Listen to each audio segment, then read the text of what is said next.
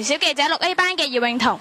今日係學校1年1度嘅陸運會，我好高興可以請到校長嚟接受我哋校園小記者嘅訪問。校長你好，你覺得今日咁嘅天氣會唔會影響到我哋學校嘅陸運會嘅流程或者進行嘅情緒咧嚇？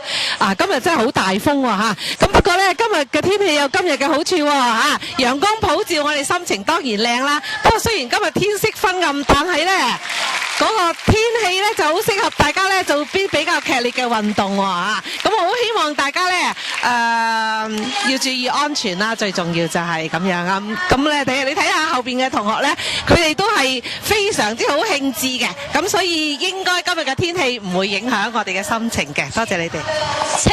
請問你對同學嘅表現又點樣呢？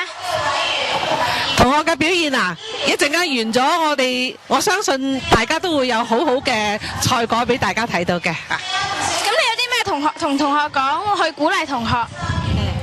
我鼓勵同學咧就係記住嚇，運動嘅精神咧就在於盡力參與，勝不驕，敗不餒，呢樣嘢係最重要嘅嚇。